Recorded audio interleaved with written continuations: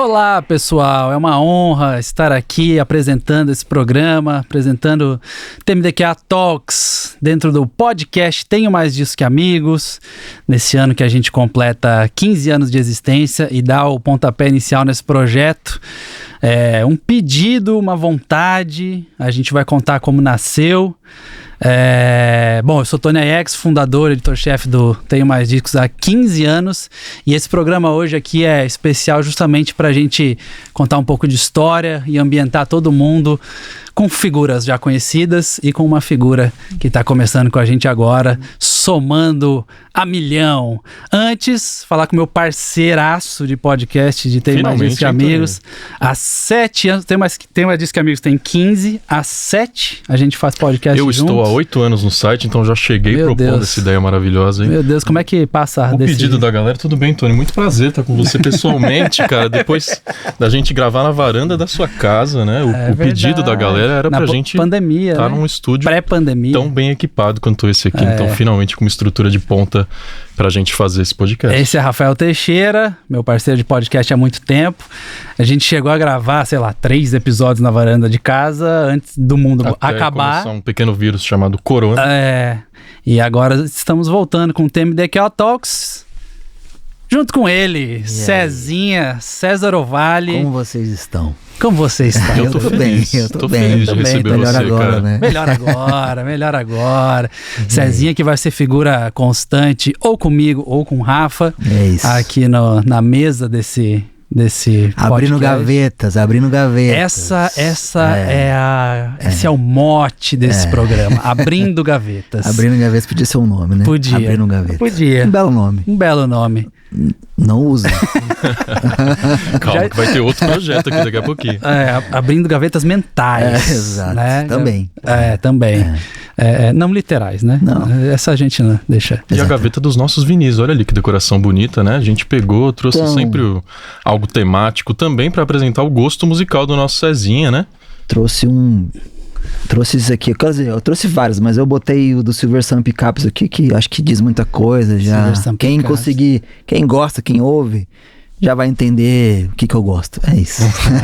Uma boa banda. Mas você também não seja tímido, que você trouxe também discos de trouxe vinil. Também. Vamos ver quem tá ali. Jimi Hendrix é da minha coleção. Eu sou um garoto indie, então também tem Strokes. Senti falta da tua banda favorita. O que aconteceu? Rapaz, eu nunca achei um vinil, sabia? Do Arctic Monkeys? Esses aí eu comprei em algumas viagens. Do Arctic Monkeys, talvez o preço não tenha valido a pena nessas viagens. Então não tenho na minha coleção. Mas Strokes representa bem minha veia indie. Tá bom. Tá bom. A gente tem vários... Tudo aqui relacionado ao site. Esses posters foram feitos no projeto que a gente teve de Artista do Mês. Todos eles com entrevistas muito legais, né? Caetano Veloso, tive o prazer de entrevistar Caetano Veloso durante 1h30. Levei uma bronca depois da assessoria, porque eu não terminei. Ele não queria terminar, na verdade. Ele não parava de falar, eu não parava de perguntar. E depois meu WhatsApp estava bombando. Você tá maluco? Você já devia ter encerrado. Isso é Zoom, né? Ali. E ele foi incrível. Foi um dia muito difícil pra ele. Ele perdeu um amigo, né? E naquele dia ele não cancelou a agenda, continuou. E tudo rolou muito bem. Pra lembrar, foi o dia do Letieres Leite. Letieres Leite faleceu, amigo de Caetano Veloso. E tem outro pôster. Desculpa, Tony. Tem outro pôster aqui atrás da gente que já remete a uma história do Cezinha que eu quero aproveitar pra perguntar. O Cezinha fez uma capa de revista com o saudoso Chorão. Essa história não fiz com ele, mas a foto não era pra capa, mas acabou sendo pra capa, né? Porque eu fiz aquela... Vou botar o contexto pra galera entender. O NX0, eu trabalhei muitos anos com o NX0, desde 2007, mais ou menos, como funcionário, né? Agora, como conhecido é um pouco antes até, mas como funcionário de 2007, 2008, até agora. E em 2010 eles lançaram o Projeto Paralelo, que era com vários participantes, e tinha o Chorão como um participante de uma das músicas. E a história é meio... É boa essa história, porque o CD tava todo pronto, faltava o Chorão gravar, que era cedo ou tarde. E eu lembro que marcava no estúdio e ele não ia. Então foi uma vez, não foi. 2 vezes, não foi. 3 vezes, não foi. Eu lembro que na época o Rick Bonadio falou: Chorão, é a última tentativa, se não for você, a gente vai ter que chamar outra pessoa, porque o CD tá pronto, tem que ser entregue tal, vai ser lançado tal, já tá tudo pronto já. E aí ele apareceu nesse dia. E aí apareceu e não saiu mais de lá. Ficou no estúdio assim o dia inteiro, velho. O dia inteiro. Tipo, a gente tava gravando um documentário, tava gravando o documentário do disco inteiro, e eu tinha que fazer as fotos porque ia tudo pro encarte desse disco. Então a gente fez entrevista primeiro. Quem tava dirigindo esse documentário era eu e o guitarrista, o G. E aí a gente fez a entrevista primeiro. Tem alguns problemas nessa entrevista porque a gente microfonou ele, botou lapela, mas ele tinha aquelas jaquetas, aquelas correntes, e ele se mexia muito e o áudio estourava toda hora. E a gente não pode chegar pro cara e falar, porque ele era assim, dá 5 minutos nele, ele pega e vai embora, né? Ele falou, mano, vamos deixa com o áudio meio ruim, mas pelo menos tem, sabe? Então a gente garantiu o áudio meio ruim mesmo. Até porque pouco tempo depois, qualquer entrevista com o Chorão virou relíquia, né? Exato, então. E a gente não sabia, né? Mas assim, já tava difícil. Ele já não tava indo, né? Então, beleza, vamos deixar lá. E aí, depois dessa entrevista, eu cheguei pra ele e falei, Chorão, eu preciso fazer uma foto com você. Daí ele olhou pra mim assim e falou assim, porra, mano, sou mó ruim de foto, né? Não gosto disso. Eu falei, 2 cliques. Aí ele olhou pra mim assim, 2 cliques. Eu falei, 2 cliques. E foi isso. Cheguei, botei ele na parede. O primeiro é a foto da capa da revista, que vocês podem ver aí, vai estar aí. E o segundo eu nunca divulguei. Nunca. Eu tenho uma outra foto dele que eu nunca divulguei. E aí aconteceu. Isso foi 2010. Ele faleceu em 2013. E aí, quando ele faleceu, eu amanheci, agora me contando da notícia, eu já tava meio triste, assim, fiquei bem mal mesmo, não consigo explicar o motivo, mas eu fiquei muito mal. E fiz um post, na época no Facebook, com essa foto preta e branca e explicando, contando a história minha com ele, que começa antes. E aí contei a história toda, não sei o que, contei a história da foto, acabou. Aí deu, sei lá, um dia no máximo, aí eu recebi um e-mail da Rolling Stone falando assim, a gente quer essa foto do Chorão pra capa que a gente vai fazer da edição da morte dele. Eu falei, como assim, a minha? Né? Tipo, o cara tem o fotógrafo dele lá, o cara fotografou o rolê inteiro, eu do NX0, eles tinham o deles lá. Eu falei, por que a minha? Não, sua foto tá dizendo alguma parada, sua foto tá dizendo, e é essa daí. E eu fiquei meio em choque, sabe? Eu falei, pô, que tá acontecendo, né? Eu não falei pra ninguém. Eu simplesmente negociei, falei, beleza, deixa, que eu não tava acreditando. Falei, não é possível, né? E aí, sei lá, a gente tava indo pra um show com a NX0 na praia, assim, no litoral, aí parou a van no meio da estrada, assim, e foi o dia que saiu a revista. E aí eles saíram, olharam a revista, olharam pra mim e falaram, a tua foto ali. Eu falei, caralho, saiu mesmo, né? Daí o G falou, cara, sendo pior você não sabe. Eu falei, eu tava indo pro velório com o Di, indo pra Santos, e eu falei, a capa da revista da Rolling Stone tinha que ser aquela foto do Cezinho. Olha aí. Olha as paradas, né? E eu falei, eu não sabia disso também, porque eles estavam indo separar, eu não fui. Eles foram entre eles, né? Uhum. E eu falei, caralho, olha isso. E aí começou e assim, essa foto, essa história, se eu ficar aqui, eu conto um episódio inteiro. Então eu não vou resumir. Que é esse o resumo. Porque a história mesmo é muito maior. E um dia, quem sabe, eu falo. E essa segunda foto que ficou exclusiva aí, se eu for na sua casa, tá lá, o pôster, imprimiu, nunca mostrou. Eu tenho um problema com essa foto. Ele tá num HD que não lê. Ah, não. Não. Ele lê às vezes. Você sabe que ela está lá. Às vezes. Às vezes ele lê, às vezes não. Então eu não mexo. Meu Deus. Eu não mexo mesmo. Mas você não quer tentar uma vez dessa e salvar outro lugar? Eu tenho medo de... Ai, meu Deus. Você que é hacker, cracker, tá assistindo a gente, se puder, por favor, resgatar essa imagem. Eu tenho um HD que tá no susto, né? Tá no susto. Então eu deixo parado, nem mexo, sabe? É justamente por essa vibe contadora de histórias e essa vibe de tão proximidade com tantos artistas que a gente, que esse projeto saiu do papel. Inclusive uma ideia de um amigo mútuo nosso, o Bruno Clozel, bom citá-lo aqui, que fez a ponte. E E os episódios vão fazer muito isso, vão fazer o que o Rafa acabou de fazer com o Cezinha, de extrair uma história, a gente vai extrair várias histórias de vários artistas que a gente admira. Pra galera se situar, você já falou um pouquinho, mas pra gente ter uma linha do tempo, conta um pouco da sua história, tipo assim, beleza, eu comecei aqui, tal lugar, por que faz sentido, como que é a música pra você? Porque quem te conhece sabe que a música pra você é tipo, fundamental. Sim. Aliás, né, tá aí escrito, né? Um ensinamento importantíssimo pra todos nós. Adorei. Não quer dizer que a música não te entrega alguma noia também. Isso. Pode dar gatilho. Mas, mas conta pra gente aí. Cara, então, eu comecei desde cedo ouvindo música e rock, essas coisas, tipo, meu tinha irmão mais velho, então aquele lance de que você vai pegando as coisas dos mais velhos, né? Então, comecei ouvindo isso, aí lá nos meus 18, 19 anos também tinha banda, formei banda, saí tocando por aí, tipo, eu sou de São José dos Campos, São Paulo, então eu morava ali no interior, então toquei várias casas lá, cheguei a tocar aqui na capital em São Paulo, tocamos no Rio de Janeiro, chegamos a começar a viajar assim, mas não tão longe, o máximo que a gente foi acho que foi Rio de Janeiro, e nessa época eu cheguei a dividir palco, por exemplo, com o NX0. A gente tocava no posto skate bar aqui em Caçapava, abrindo show pro Fonzi, que é uma banda de Portugal, assim, a gente fez muito isso, eu fiz uma vez isso, junto com o NX, depois, meses depois a gente dividiu o mesmo palco de novo em outro evento, mas... Qual que é o seu instrumento, César? Guitarra. Na época era o Yuri ainda, tipo, não tinha o Lê, acho que tocava baixo ainda, não tocava nem guitarra, era uma formação diferente, enfim.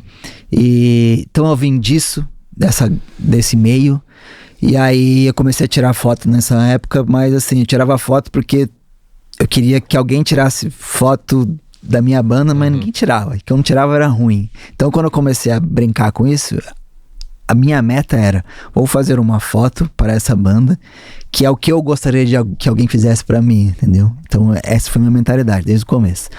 E aí mais tarde, abandonei isso aí, que eu vi que não era, não a foto, mas a música. Sim. E aí fui estudar, me formei em rádio e TV, fui trabalhar em TV, em rádio, ou seja, com música novamente. Trabalhei no Provocações, na TV Cultura, a primeira temporada produzi aquilo lá, aquela maluquice, lendário, né? Provocações, Abu Janra. Aí entrei no Zoom, que era um programa de curta-metragem. Aí fiz o Brasil Piano Solo, que era um programa de jazz. Tipo, eu estava sempre envolvido com isso, mas ao mesmo tempo estudando fotografia, que era meu hobby. Aí tudo isso me cansou, tá ligado? Tipo, cansei de trabalhar com isso e voltei pra São José dos Campos, minha cidade. Eu já estava morando em São Paulo nessa época. Eu voltei pra São José. E lá eu trabalhei com propaganda política. Aí fiquei 3 meses sem dormir, trabalhei. Aí eu falei, quer saber? Foda-se, peguei o que eu tinha de dinheiro, falei, vou mudar pra outro lugar. Fui mudar pra Curitiba. Do nada. Não tinha emprego, não tinha nada. Fui. E aí lá pra trabalhar, esse meio, tipo, a galera fala, pô, mas você tava em São Paulo, você tá vindo pra cá. É o caminho contrário. A gente que daqui que vai pra lá. A galera ficou meio assim. Então eu no começo não tava arrumando emprego. E aí foi quando eu falei, cara, eu preciso ser meu chefe. E aí que a fotografia entrou. Eu falei, eu vou pegar a fotografia, que é meu hobby, e eu vou me vender como fotógrafo. E aí comecei a arrumar emprego como fotógrafo. Tipo, fui trabalhar em agência de modelo, fazendo book, tipo, casamento pra caramba, batizado. E paralelo às bandas. E aí que começa a história, que eu comecei a...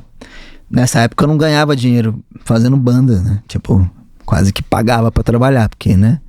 E aí comecei a acompanhar algumas bandas lá de Curitiba, que era Polexia, o Square, essas bandas assim, Self Defense, umas bandas do hardcore e outras nem tanto. E toda vez que o NX ia pra lá, eu que fazia as fotos. E aí em 2007 mais ou menos, 2008, um pouquinho antes ali, 2006 e 2007, o NX começou a despontar. E aí eles ficavam falando, pô, você não quer voltar pra São Paulo? Acho que a gente precisa de alguém na estrada. E aí chegou uma hora que taquei o foda-se e falei, vou voltar, vou tentar fazer isso que é o que eu gosto, que eu tentei tanto tempo, né? Falei, agora eu vou viajar ao Brasil fazendo o que eu gosto, vou tentar. Foi um tiro também, porque o NX podia lançar um disco e acabar, né? Não dá mais certo. Então foi uma aposta mútua, assim, vou apostar, apostou e foi. E aí durou todo esse tempo aí que durou, né? Tipo, até hoje. E aí meu mundo é isso, tipo, eu vivi muita coisa na estrada com eles.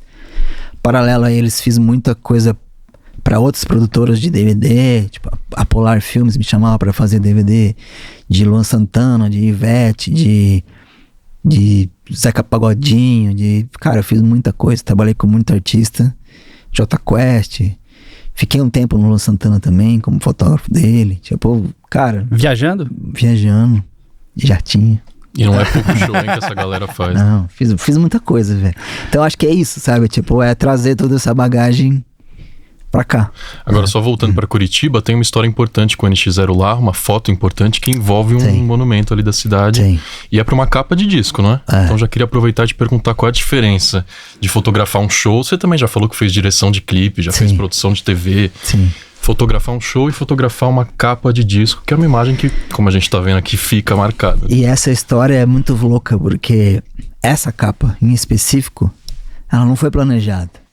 Foi simplesmente assim, eu tava lá em Curitiba, eu já não morava mais lá, assim, eu acho. Não me lembro agora. O tempo, as datas vão, né? Vai ficando velho, né? Vai acontecendo isso. Mas eu lembro da ligação do G falando assim pra mim: você tá em Curitiba? A voz dele, né? Eu falei, vamos fazer a foto da capa do disco. Eu falei, como assim? Do nada ele mandou essa. Eu falei, mas onde vocês estão? Ele falou, aqui em Curitiba. Eu falei, mas eu tinha um trabalho pra fazer à tarde. Ele falou, a gente tem show à tarde também, só tem agora de manhã pra fazer. Mas eu falei, tá, mas e aí? Ele vamos pra rua fazer. Eu falei, cara, mas se a gente sair na rua, não vai dar certo, porque vocês já são conhecidos aqui. Aí ele, não, ninguém conhece a gente aqui. Eu falei, onde vocês estão? Daí eles falaram o hotel, eu falei, tô indo aí. E foi eu e um amigo, a gente foi lá, foi pra lá. Chegando lá, eles estavam lá se arrumando, não sei o que. Eu falei, e aí? Ele, decide aí onde você quer. Eu falei, a gente quer ir na rua. Eu falei, na rua não dá.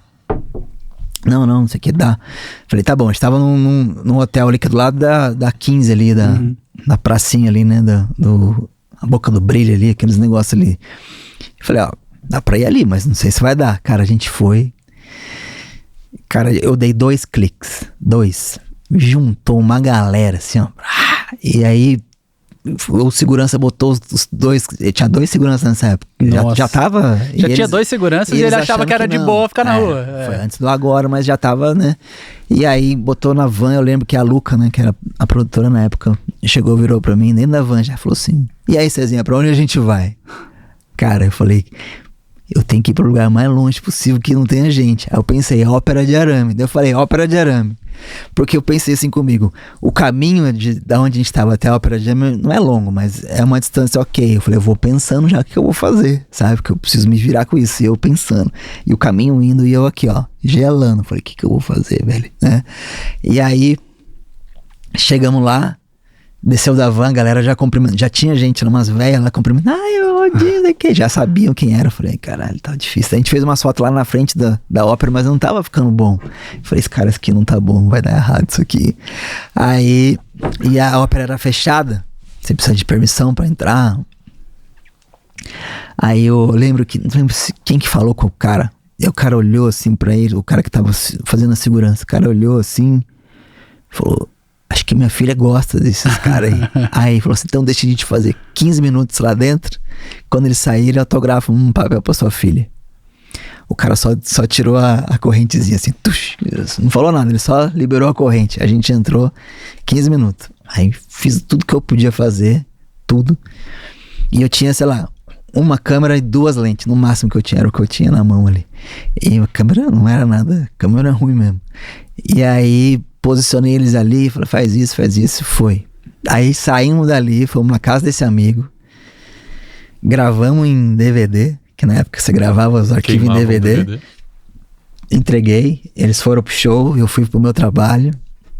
5 dias depois, o Lê me manda uma mensagem: eu não sabia nome de disco, eu não tinha ouvido nenhuma música, não sabia nada, nem eles sabiam o nome. Ele mandou pra mim 3 ou 4 versões e falou, qual que você mais gosta? Aí eu falei, essa. E aí, Virou história. Foi isso. Foi exatamente assim. Só pro pessoal pesquisar aí qual que é o disco. A capa do Agora.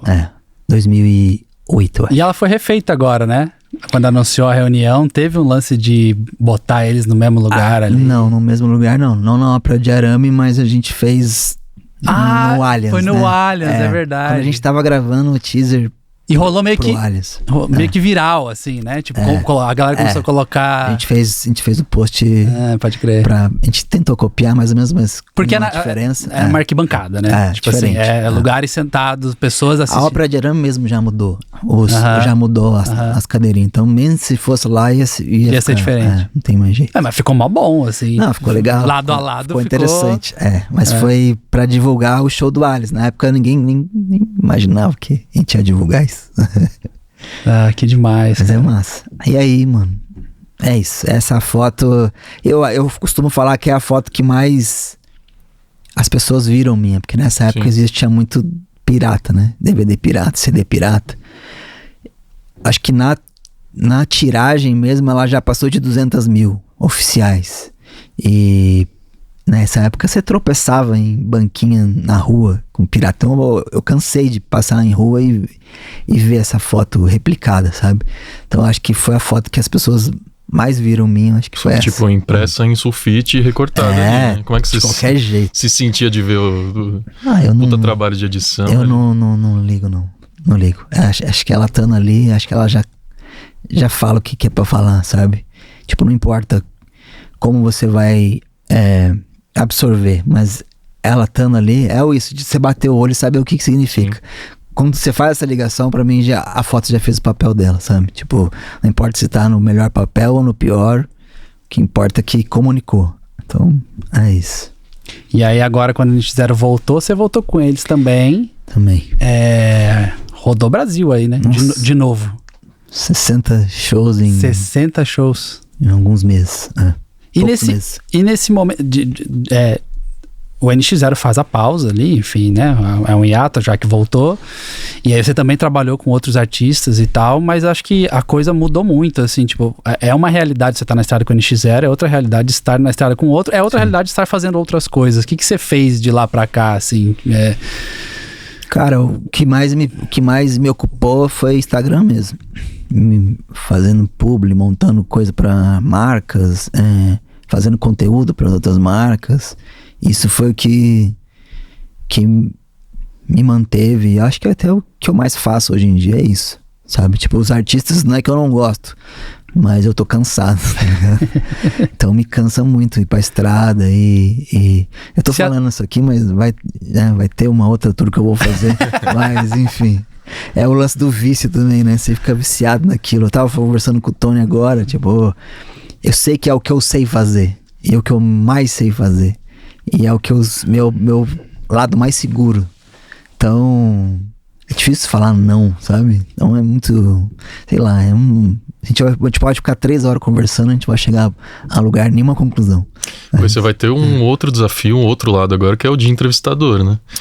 Porque normalmente o fotógrafo, ele tá na equipe da banda e ele responde a questionamento da galera. Agora você pode extrair histórias. Exato. E eu acho que esse é o ponto. Eu acho que eu conversando com o Bruno, que a gente falou aqui agora do Bruno Close, eu contei essa ideia pra ele. Falei, cara, eu quero fazer um podcast que eu entrevista essa galera que eu já fotografei ou que eu já encontrei na estrada, porque uma coisa é você entrevistar pessoas do mainstream e tá ali, e outra coisa é você vivenciar o mainstream como um artista, e outra coisa é você estar com um artista dentro do mainstream. É outra visão ainda. Tipo, a minha é um outro filtro, é um outro ponto de vista, porque eu não sou o artista, o NX é o artista, e eu era o que estava atrás do artista, então eu via outro ponto de vista ainda. Então, muitas coisas até com o NX, eles sempre perguntavam pra mim, o que você acha? Sabe? Porque a visão é diferente, como eu tô meio fora, eu vejo diferente. Então começou eu acho que esse é o ponto que eu acho que acendeu tudo. Eu falei, caralho, velho, tem um outro ponto de vista. E se a gente começar a trabalhar isso, sabe? E se começar a cutucar as bandas por isso? Porque eu também tenho um lance que eu me preocupo muito com o senso estético, por ser fotógrafo, trabalhar com imagem.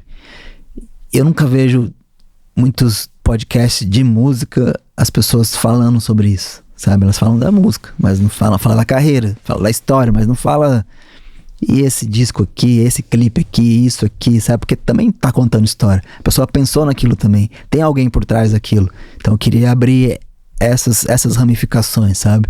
Me aprofundar mais nos artistas, pro próprio fã mesmo entender melhor o próprio artista que ele gosta, sabe? Tipo, pra ver que tem um plano atrás, não que aquela coisa surgiu do nada. Sempre tem alguém pensando.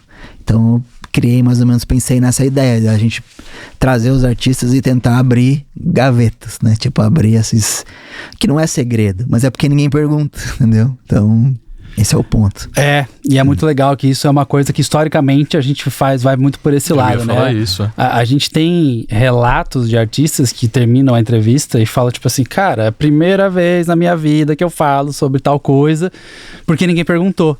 E que pra gente é muito natural, porque a gente vive isso e a gente quer saber dessas histórias todas, né? Por isso que teve essa confluência aí. Eu acho que a gente vai ver aqui nesse podcast muita gente falando coisas que nunca tinha falado por aí.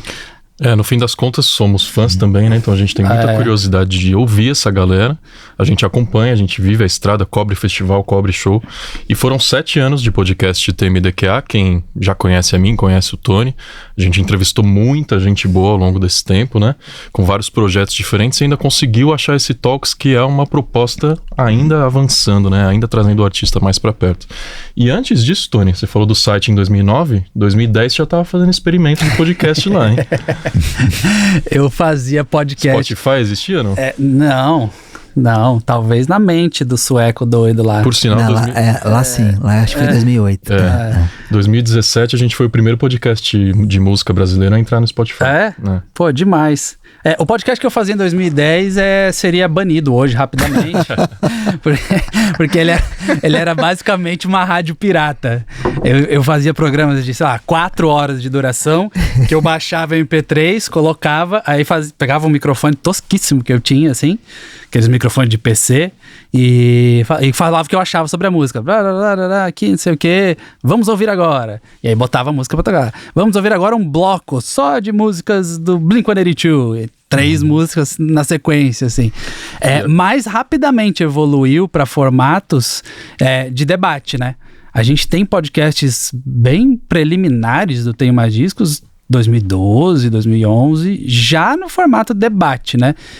Que hoje em dia o pessoal fica, né, até por causa do formato aqui, MesaCast e tal, o pessoal fica muito nessa de papo de bar, que é até uma controvérsia, né? Tipo assim, pô, a entrevista é ruim. Aí se a entrevista é ruim, mas era um papo de bar. E aí se a entrevista é boa, claro, era um papo de bar, tava solto, né? Papo de bar funciona pra qualquer É o Coringa, o papo de bar é o Coringa, né? E a gente tinha um esquema razoavelmente papo de bar, mas sempre muito sério, né? Sempre muito... sempre gravado à distância. E virtualmente. Foram poucos presencialmente. Foram pouquíssimos presencialmente. Você editando boa parte. O Thiago, é bom lembrar, o Thiago Kerzer foi um cara que veio antes, editou. Antes de você entrar, ele deve ter ficado uns 3 anos editando podcast. Guilherme Guedes, que tá no Multishow no Bis, participou Guilherme Guedes era figurinha quase fixa do nosso podcast uma época. Trazendo os pontos de vista incríveis e muitas vezes doidos, obscuros, que ele gostava de abordar assuntos. Ele tinha uma coluna no Tenho Mais Discos. O Guilherme Guedes escrevia no Tenho Mais Discos. Aí um belo dia ele foi cobrir uma coletiva de um festival, levantou, fez a perguntinha, aí a hora que ele foi sair, a menina veio: você não quer fazer um teste pro Multishow? Então ele foi pro Multishow via Tenho Mais Discos. Entendi. E aí quando ele percebeu que não ia mais conseguir continuar escrevendo, ele tinha uma coluna dele lá, que ele falou: Tony, eu vou te dar 10 acessos, mas eu posso continuar com essa coluna? Claro, pô, você tá aqui com a gente quase desde o começo, etc e tal. E de fato dava 10, 20 acessos, porque ele falava do jazz obscuro e da banda que tava começando e tal. Mas a gente tem uns posts muito vanguarda, assim, por causa dele. Ele fez parte do podcast também. Então, ciclos, né? Ciclos que vão passando aí. Vão e vem e vão. Vão e vem e vão. E agora o vídeo. Finalmente. A gente sempre pensou em ter, mas era sempre a coisa áudio ali, né? Aliás, quando eu comecei em rádio, comecei em jornalismo hard news, fazendo política, cidade, segurança, quebra-queixo com o governador, tá ligado? Quebra-queixo é ótimo. Quebra-queixo com o prefeito. O João Dória já me pegou aqui pelo braço assim, deu uma entrevista exclusiva. Olha só. E trabalhando em veículos grandes a gente consegue esses poderosos de forma mais fácil. Né? Mas aí a saúde mental não aguenta esse tipo de correria. E quando migrei pro jornalismo cultural e musical, percebi as funções mudando, né? Então, o que antes eu fazia rádio e TV, comecei a fazer podcast e vídeo pra internet. E num tempo hoje em que tudo é ao vivo, tudo é imediato, tudo é cobertura em tempo real, você que é um fotógrafo que captura um momento, continua sendo muito importante, né? Essa captura de um instante daquele momento que todo mundo tá assistindo. Eu acho que sim, assim, porque eu, assim, no momento que eu tô fazendo, eu não tô vendo importância. Porque eu acho, tá todo mundo vendo, tá todo mundo registrando, tá não sei o quê. Mas o meu trabalho, eu vejo a importância anos depois. Por exemplo, agora nessa volta do NX, eu fui lá, fiquei anos fazendo com eles. Aí na volta, quem foi no show e viu, tinha 1 ou 2 momentos que passavam imagens deles antigas no telão. Tipo, Razões e Emoções. A música inteira era de história inteira de coisas captadas desde... E eu parava pra ver aquilo, eu falo, agora eu entendi o que eu tava fazendo, sabe? Tipo, aí você vê aquilo, bate de uma outra maneira, que você vê, cara, se não tivesse eu ali, e se as pessoas não tivessem, eu estivesse registrando dessa maneira, sabe? E se eu não tivesse, porque teve muita, nessa época, tudo que aparecia em rede social de NX0, Fotolog, isso aqui, era eu que colocava. Então eu que fazia o próprio filtro, era eu que postava, eu que escolhia as coisas. Então as pessoas estavam vendo o NX0 através do que eu estava vendo e o que eu escolhia, né? Então se eu via o NX0 de 3 ângulos aqui, eu escolhia esse para mostrar para o público. E só tinha eu. Então, tipo, tudo que saía de NX0 era baseado através do meu olhar. Então eu que ficava moldando isso. Na época você não vê muito valor, mas depois, quando você vê que tudo foi construído e aonde chegou, e tudo que tem de registro de imagem, de tudo que não sei o que, você fala, agora entendi. Então é uma parada que eu só consigo entender o valor depois de anos, sabe? Tipo, na hora eu tô fazendo por instinto, sabe? Tá aqui é legal, isso aqui é legal, isso aqui é legal. Eu não fico pensando o que vai gerar isso, mas depois parece que tudo linka, sabe? E aí... E as pessoas vão criando afinidade com a marca, né? O teu caso, a marca, você, teu nome. Eu tive um baque desse, porque cobertura de festival, meus amigos, é um troço complicado. A gente tá em todos. Parece que bate 30 anos, a gente começa a desacelerar. Tem isso também. Começa a mandar os repórteres mais jovens. Eu fiz... não é uma indireta, eu de fato comecei a mandar aos outros. Mas... teve momentos que eu cheguei a pensar exatamente isso. Tipo, a gente tá levantando o celular e fazendo um registro de show, como um monte de gente aqui tá fazendo e tal. Até um dia que eu sempre fico olhando as menções nos stories do TMDQA lá e vejo o que a galera tá compartilhando. Teve um dia que uma menina compartilhou assim, putz, eu não posso estar no festival, lá em São Paulo, mas olha aqui como é que eu tô acompanhando. Cara, ela ligou o computador dela e ficava olhando os nossos stories na vertical no computador. Não era nem que ela tava no celular olhando. Então a telinha ficava ali no meio e ela passou. Ela foi vendo a história inteira do festival sendo contada 3 dias através da nossa... Porque ela adora o jeito o ângulo que a gente pega, o foco que a gente dá e tal. Então, nesse dia eu tava muito nesse lugar, assim, sabe? Tipo, cara, só mais um. Não. Entende, né? Você já construiu uma relação muito importante com muita gente que tá ali em lugares onde não pode estar porque você tá fazendo esse trabalho que é difícil. Então, é aí que é realizadora, assim. Eu acho que é aí que bate. E bate mesmo. E bate. E é bom que bata, porque senão você... senão você tá morto já. Exatamente, cara. Exatamente. É isso mesmo. Exatamente. E a difusão de eventos no Brasil, hoje a gente precisa estar em todo lugar, todo fim de semana tem algum evento pra fazer.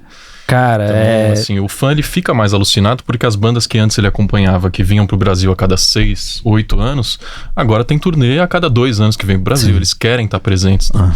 Os ingressos a gente sabe que não são os preços mais acessíveis. Então, porém, normalmente esgotados também. Exatamente. Então, são dois problemas. Ou você paga muito caro, ou você não consegue ingresso. Então, tem isso também. Ou cartão de crédito. E aí a galera acaba acompanhando, né? E aí agora a gente vai ter a oportunidade, espero que em breve com artistas internacionais, por que não? Sim, por que não? E de ver essa galera falando mesmo. E eu tenho certeza que aqui, já conhecendo a abertura de gavetas do Cezinha, com o time muito bem montado para tirar essas informações, a gente vai ter depoimentos incríveis. Vamos abrir umas gavetas aí também? Vamos. Suas bandas favoritas, por exemplo. Pra começar de leve. Mas assim, começou já. Mas não é livre não, é top 3, tá? É 3, 2, 1 que eu quero. Nacional e internacional. Os dois.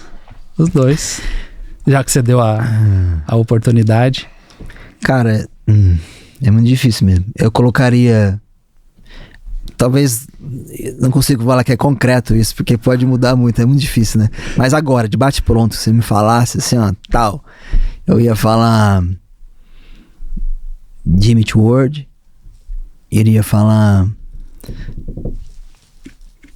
Puta, é muito difícil. Agora que eu tô no outro lado é muito difícil. É bonitão.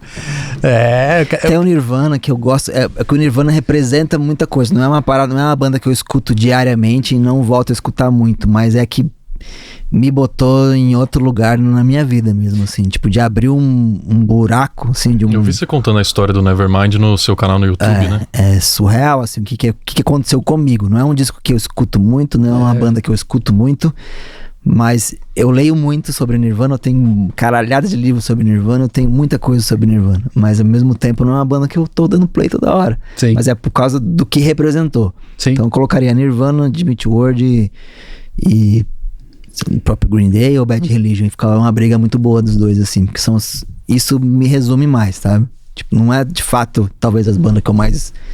Mas é que essas 3, 4 bandas são as que me traduzem, sabe? Se alguém falar, entendi qual que é dele, sabe? É um punk, meio um pop punk, meio emo, meio, sabe? É isso. Eu sou disso daí. E nacional, Terno Rei, não tem jeito. Terno Rei pra mim eles são muito bons.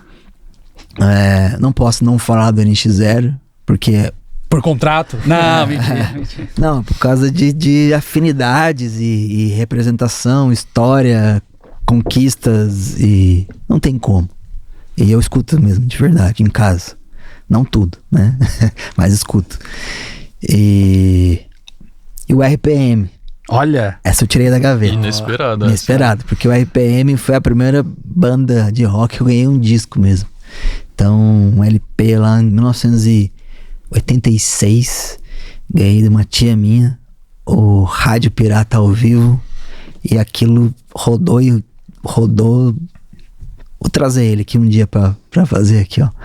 E foi dali que eu tive a inspiração de ser fotógrafo também, porque no encarte desse vinil é um monte de slide de fotos de show. Olha como as coisas são.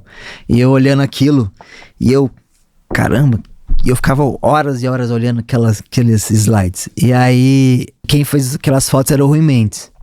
E aí, corta para o assunto do Chorão.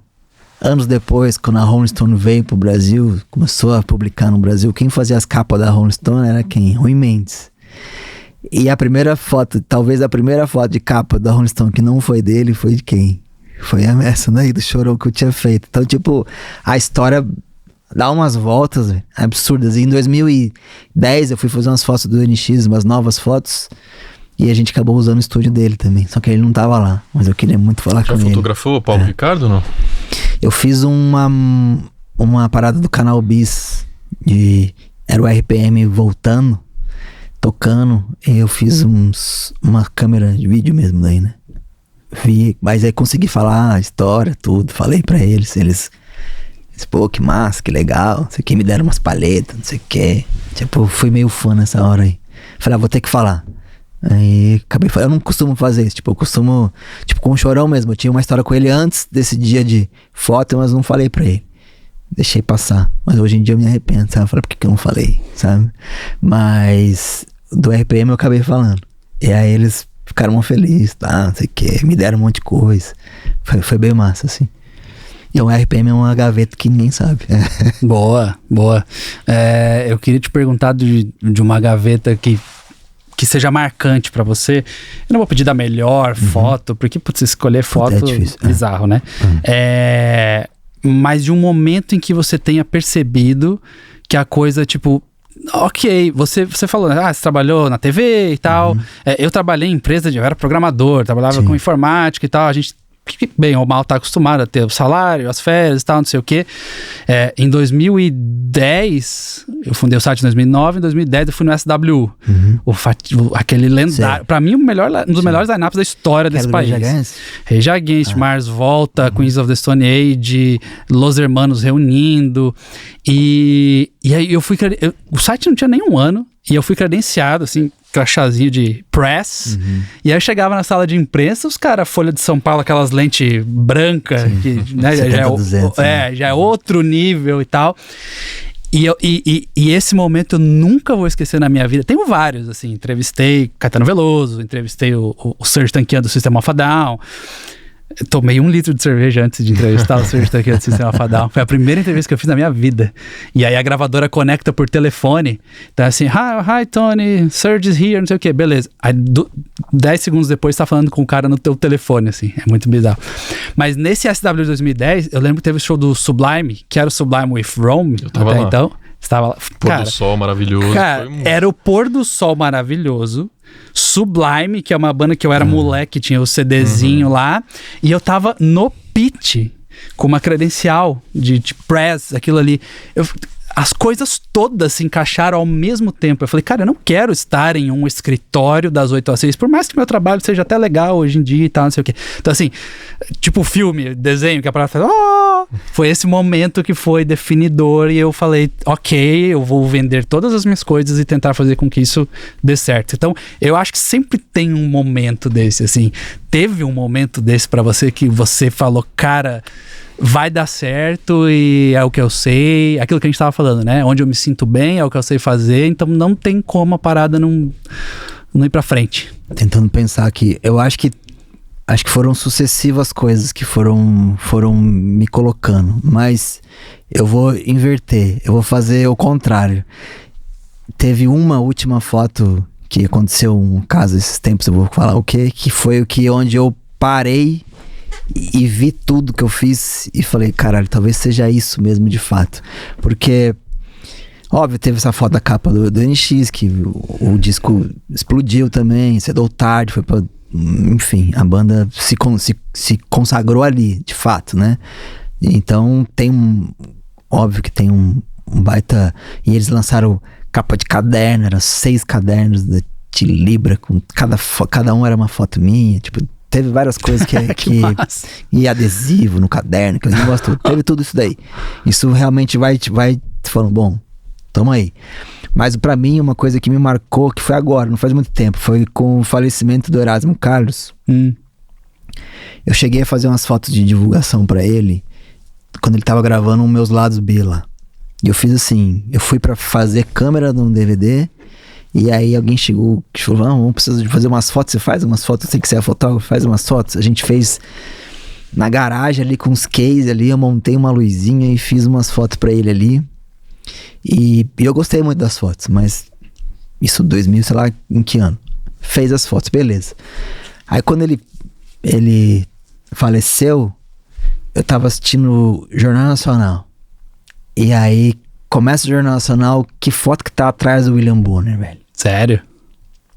Olha aí. Aí até me arrepio. Tipo, eu falei, caralho, velho. Quantas fotos esse cara tem? Quantas sessões de fotos ele fez na vida? Quantas pessoas já fotografaram o cara? Por que a minha única foto tá lá? É a mesma coisa do Chorão, tá ligado? Aí eu chorei pra caralho, assim. Eu falei, caralho, velho. tem alguma parada, sabe? Tipo, só que ao mesmo tempo fiquei meio mal. Falei, por que todo mundo morre e usa minha foto? Aí eu entendi o lado... Aí as pessoas falaram, não, mas tem um lado bom. Quer dizer que as pessoas não colocam uma foto que a pessoa tá muito zoada. Às vezes é porque representa aquela pessoa. Você conseguiu pegar aquela pessoa num... Aí eu me amenizou um pouco o meu questionamento. Mas, tipo assim...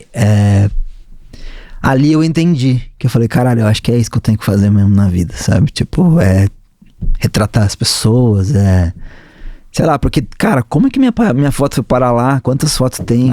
Tipo, uma coisa, tipo igual do Chorão, eu tinha fotografado o cara uma vez, como é que a minha foto tava lá? E o cara que fotografou o cara milhões de vezes não tá. E o Erasmo também, com uma carreira mais que minha vida inteira, sabe? Tipo, por que a minha tava lá? E eu fiz, sei lá, 3 fotos. Então, tipo... E aí eu fiquei o jornal e toda vez... Aí começou o jornal com a foto e terminou o jornal com a foto. Aí eu falei... Eles terminaram naqueles que chama sobe o crédito em silêncio. Bate palmas, às vezes, e eu fiquei tipo assim... Eu lembro que eu fiquei chorando em casa, minha mina olhando assim, e eu tipo... Caralho, velho. Cara, mas muito curioso você falar do Erasmo, também me emociona. Entrevistei o Erasmo 2 vezes para o Tem Mais Discos. Uma entrou no podcast em vídeo, né? Era a época do Zoom, a época ele da super pandemia. indie, né? Ele super indie. Ele disse que ouvia Doja Cat nas playlists dele. E outras bandas de rock, ele tava... Isso que me chamava muita atenção. Um cara antenadíssimo, preparado para falar sobre tudo, conhecia o rock atual. E a entrevista... Gente fina demais, né? A entrevista foi por Zoom, porque era na época da pandemia. Ele tinha sido internado com Covid, ficou num estado ruim, felizmente voltou para casa. E naquela ocasião ele disse pra gente que estava retomando os shows, né? Já estava seguro, já estava vacinado, que ele tinha esquecido a sensação de ser um artista. Então ele subia no palco, ele se sentia com 17 anos lá na Jovem Guarda de novo, vestindo jaquetinha de couro. Então, e tipo assim, o que é a entrevista que eu fiz na história do Erasmo Carlos? Pô, pra mim é importantíssimo. Sim, né? E é uma das últimas entrevistas que ele fez. Sim. Então, quando a gente se coloca em perspectiva com esses gigantes, faz sentido o que a gente tá fazendo. Né? Então, é isso. Eu bati o olho e falei, cara, acho que também seja isso mesmo, sabe? Tipo... Porque eu não consigo entender meu trabalho enquanto eu tô fazendo. Eu entendo assim, quando eu vejo o resultado. E o resultado que eu jamais esperaria, sabe? Umas coisas que... Fala, caralho, tá desse tamanho, sabe? Como é que chegou lá? Pra mim, nunca ninguém tinha visto minha foto, aquela lá. Como é que tava lá? Por que é ela, sabe? Então, tipo... Aí você vê, eu tenho um print no celular, assim, o William Bonner e a foto atrás, sabe? Eu gravei o vídeo, fiquei, caralho, isso aqui agora eu vou guardar. Pode. Então é tipo umas loucuras dessas, assim. Pode. E aí outra vez também, uma outra, nada a ver com música, completamente errado. Outro meio eu tiro muita foto com o celular e meu Instagram basicamente ficou uns 9, 10 anos primeiros tudo com foto de celular. E aí uma vez o Instagram veio, vamos fazer uma exposição, o próprio Instagram, vamos fazer uma exposição no Museu Nacional em Brasília. Manda uma foto, assim. Eu mandei um Say Hi to the World lá, uma hashtag que eu fazia, né? Não passe tão rápido, assim. Só Say Hi to the Water, hashtag. Um projeto ficou super legal. Tipo, você... Cresceu bastante. Cresceu bastante. Uma poça d'água, por exemplo, você dizendo oi para a água. Say Hi to the Water. E tem uma outra história do Instagram sobre isso também, mas enfim, eles falaram, vamos fazer uma exposição, beleza, mandei essa foto, falei, toma essa aqui, foi. Aí eles falaram assim, você vai na exposição? Eu falei, puta, lá em Brasília. O que eu vou fazer lá? Pra entrar no museu, ver uma foto minha? Falei, não vou não. Aí, não fui. Chega no mesmo dia, eu recebo um e-mail, né, de uma pessoa aleatória falando, acho que eu vi uma foto sua aqui no museu. Eu abri a foto, os caras tinham circulado o museu inteiro, projetado a foto no museu inteiro, por fora do museu. Então o museu dos Carneiro tava com a minha foto ali, tipo, e era só a minha foto, não era as dos outros, era só a minha. Eu falei, mas não falaram isso pra mim? Por que não avisaram? Falaram que ia estar lá dentro, não aqui fora. Então pra mim foi outro choque que eu olhei e falei, meu Deus do céu, o Oscar Niemeyer tá se debatendo agora, sabe? Tipo, porque ela é projetada inteira. Agora, como eles fizeram, eu não sei o que eles fizeram. Mas enfim, esses são momentos que você olha e fala assim, parece que eu tô fazendo alguma coisa certa. Quem não conhecia o Cezinha tá conhecendo agora, mas acha que já viu o rosto dele em algum lugar, tem uns stickers seus pela cidade aí. Inclusive tá no meu bolso aqui. Quem quiser, dá um toque que eu mando. Quem tá com o celularzinho já pega, filma, posta nos stories, fala, encontrei aqui o Cezinha. Tem uma sessão só disso, no mundo inteiro. E você, Rafa, pra gente encerrar esse papo, conta um momento aí, uma visão que você teve nessa... Você já trabalhou em CBN, você já trabalhou... Bandeirantes. Com uma voz dessa, né? Cara, essa voz aí, então... O time aqui é pesado, modéstia à parte, o time aqui é pesado. Tipo assim, por que você entrou na faculdade de jornalismo? Você tem uma voz bonita, então vai fazer rádio. Entendi. Tipo, eu descobri o talento. Mas realmente, o rádio foi meu primeiro emprego. E agora, como eu disse, a saúde mental de falar de jornalismo diário cobra seu preço. Eu tava na CBN na época de pandemia. Na época em que madrugada, inclusive. Na madrugada, na época em que morria 4 mil pessoas por dia de Covid. E sinceramente, o que me trouxe para esse caminho da música foi a oportunidade que o Tenho Mais Discos me deu. Em 2017, quando eu ainda estava na Bandeirantes. E no primeiro ano entrevistei Lulu Santos, no segundo entrevistei Titãs. E percebi que aquela rotina, inclusive de plantão, né, de sair de casa de fim de semana, que não era para ir num festival, que é o que eu faço hoje com o maior prazer, mas para falar das dificuldades desse nosso país, não tava cobrando seu preço para mim. E aí, depois dessas entrevistas gigantes, eu comecei a me dedicar mais ao podcast. Fiquei um bom tempo ali produzindo exclusivamente o podcast, mais os festivais. Lollapalooza, conversei com Foles, conversei com The Neighborhood. E aí, cara, essas oportunidades de estar perto de quem a gente gosta são muito valiosas, né? E deixa eu só fazer, como rolou esse encontro aí? Como foi? Cara... Como foi? O site postou, acho que em 2015, 2014, Procura-se. Eu te deixei um ano esperando, não foi? Exatamente. Tipo, publicou matéria como se fosse uma notícia lá no site, tipo, precisamos de redatores. As gavetas abrindo aqui, ó. As gavetas abrindo. Nossa, você viu minha cara aqui, ó? Agora eu lembrei. Se não me engano, rolou inclusive um teste. Tipo, responderam meu e-mail falando, tá, então Responderam é ótimo, fui eu. Você respondeu meu e-mail diretamente do Paraná, pedindo pra eu escrever um texto ali, mostrar um trabalho antigo. Beleza. Fiz. Perdi ali minha 1 horinha pra fazer o teste do Tenho Mais Discos e fiquei 1 ano ali no aguardo. E aí chegou do nada, mas ao mesmo tempo você veio me procurar depois. Foi. Né? Aí chegou... e que fique claro, não foi por mal. É porque, lógico, de fato, assim, a gente fazia essas chamadas e às vezes ou entrava uma pessoa ou nem entrava ninguém.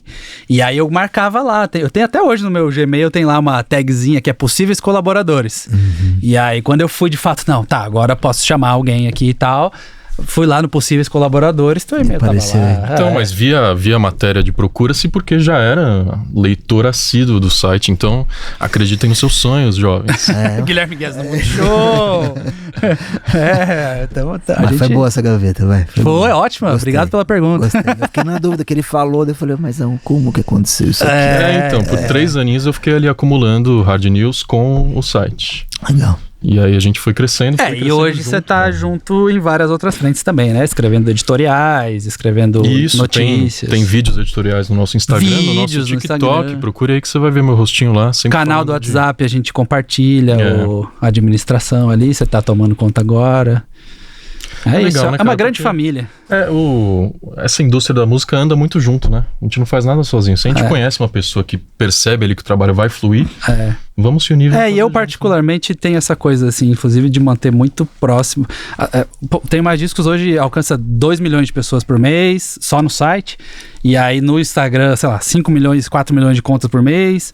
São números que você fala assim, tipo, uau, mas é uma empresa familiar, tá ligado? É tipo um círculo de pessoas que a gente confia, que você faz parte, que o Cezinha tá entrando agora, que a gente... Cara, a gente sabe que são pessoas que têm um cuidado diferente. Não é uma pessoa que está procurando emprego no jornalismo, né? E tudo bem, tá tudo certo procurar emprego no jornalismo.